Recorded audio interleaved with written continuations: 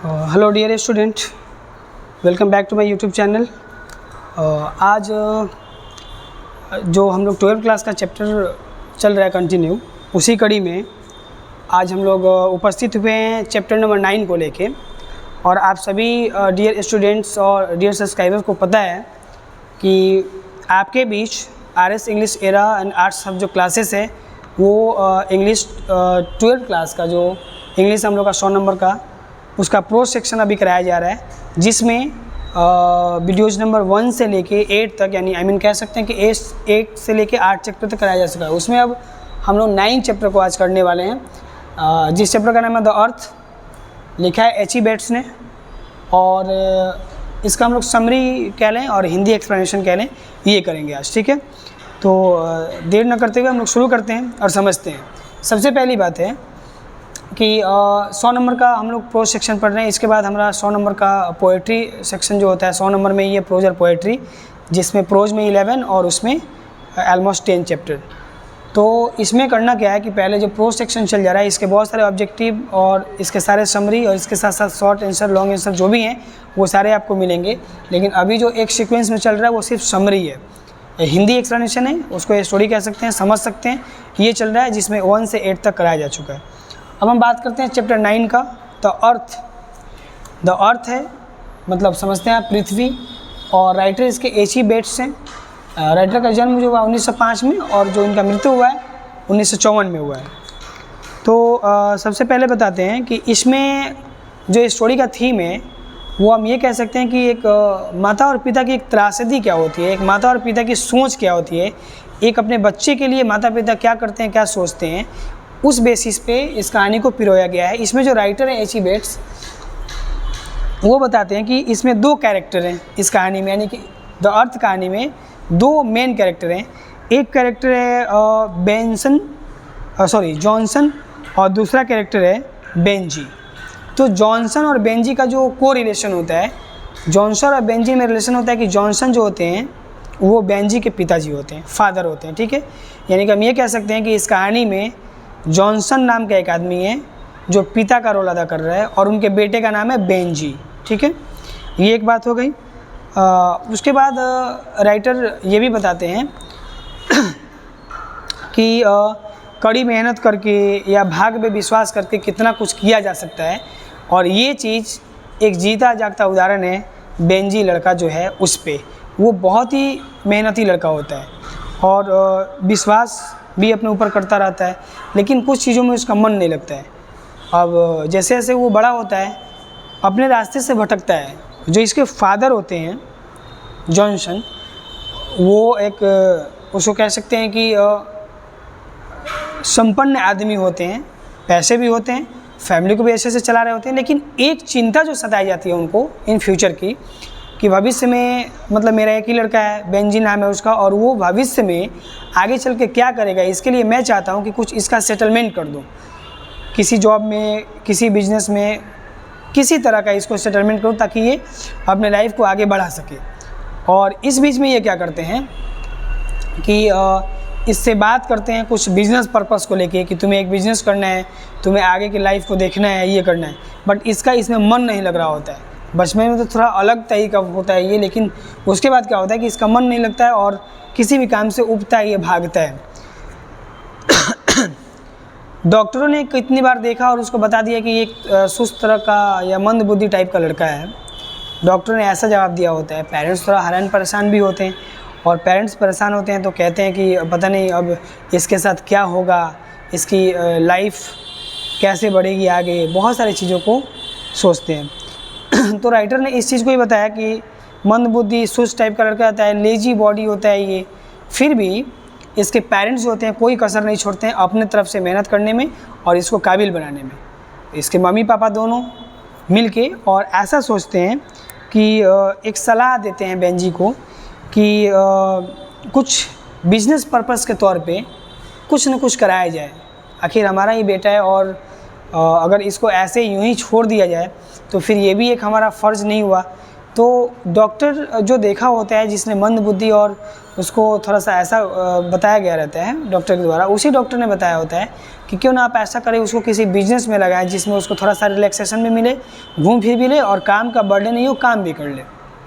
तो इसके पेरेंट्स उसी रास्ते पे चलते हैं। इसके पेरेंट्स कहते हैं कि सोचते भी हैं और बुलाते हैं, और एक मुर्गी का बिज़नेस जो होता है, चूजा फैक्ट्रीज टाइप का कह सकते हैं, तो मुर्गी पालन करना, मुर्गी के फैक्ट्रीज़ का जो ये होता है उस तरह से करते हैं और उस काम से ये जुड़ जाते हैं। आई मीन कह सकते हैं कि एक बिज़नेस जो शुरू होता है वो बिज़नेस बेंजी के लिए मुर्गी पोल्ट्री फार्म कह सकते हैं, चूजा फार्म फैक्ट्रीज़ कह सकते हैं, उस स्तर से इसका बिज़नेस शुरू होता है और उसमें इसको काम कराए जाते हैं।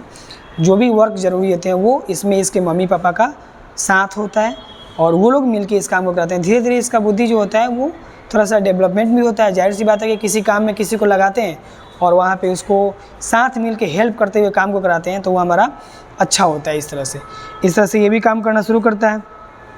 मुर्गी लाता है, मुर्गी सबको फीडिंग कराता है, खिलाता है, उसके पालन पोषण के लिए जो भी जगह उसके सेफ होते हैं सभी चीज़ को देखता है, दाना डालता, वो जब बड़े होते हैं उसको बेचता, उसके अंडे जो होते हैं उसका फिर यूजेबल सारी चीज़ को, यानी कि कुल मिला के ये अब धीरे धीरे बातों को समझ रहा होता है और एक तरह का हम कह सकते हैं बिजनेस पर्पस के तौर पे बिजनेस ही कर रहा होता है।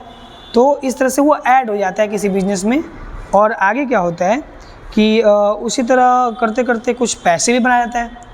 जाहिर सी बात है कि किसी को कोई काम में लगा दिया जाए, उसका मन भी लग जाए तो उसकी आलसीपन तो भागेगी और कहने का तो मंदबुद्धि था, उसका दिमाग भी तेज होगा। जब हम दिमाग को इससे आइडियाज़ निकालेंगे नहीं, थॉट्स निकालेंगे नहीं, दिमाग को चलाएंगे नहीं, तब तक कैसे हम एक्सपर्ट, तेज़ तरार बन सकते हैं, एक्टिव बन सकते हैं।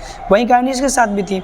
अब मम्मी पापा का उम्र हो चला था, थोड़े वो बूढ़े हो रहे थे, तो अब उन लोगों ने देखा कि ये ठीक से काम कर पा रहा है और बिज़नेस पर्पज़ को अच्छा से समझ पा रहा है, तो उसके बाद से ये अपना काम करने लगता है। ऐसे इसको करते करते बैंक बैलेंस हो जाता है, कुछ जगहों पे ज़मीन खरीद लेता है।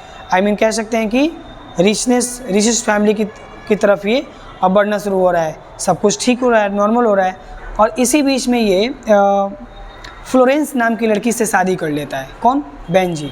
और बेंजी कौन होता है? तो जॉनसन का बेटा।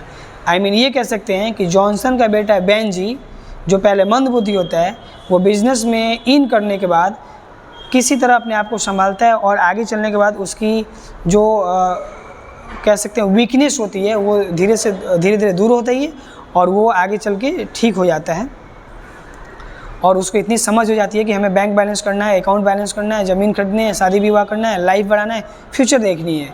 और तो इस तरह से ये ज़मीन कुछ जगहों पे ख़रीद लेता है और बैंक बैलेंस भी कर लेता है। अब इसकी ज़रूरत होती है, सोचता है कि मैं शादी कर लूँ, तो एक फ्लोरेंस नाम की लड़की से शादी कर लेता है।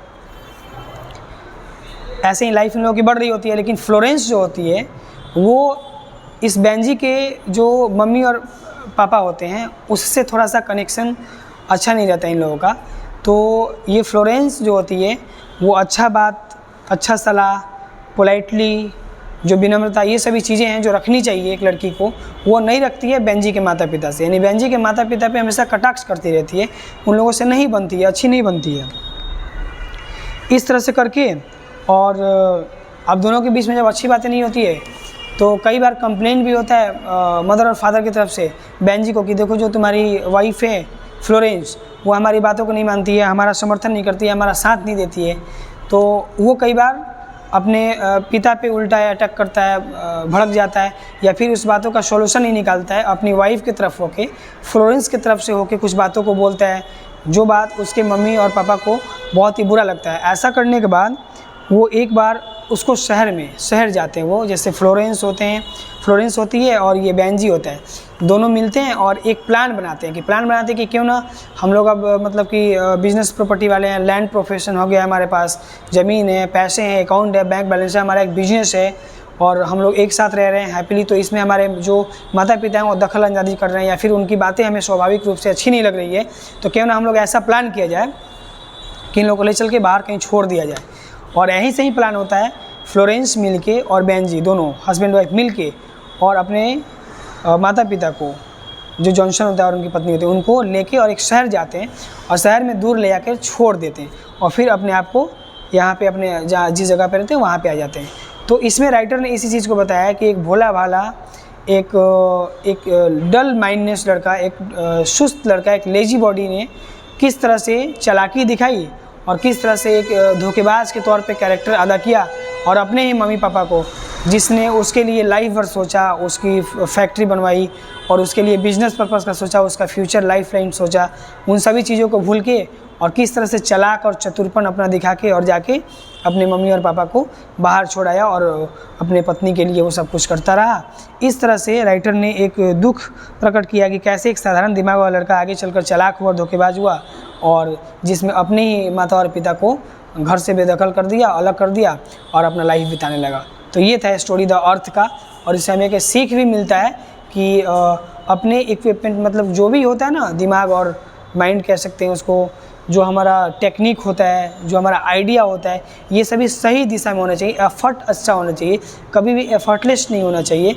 हमें माता पिता ने जन्म दिया है, उनका एक बहुत बड़ा कर्तव्य है, उनका एक बहुत बड़ा ड्यूटी है जो अदा कर दिए हैं। अब आपकी ड्यूटी बनती है as a son, as a daughter, एक बच्चे के तौर पे, कि हमें उनके साथ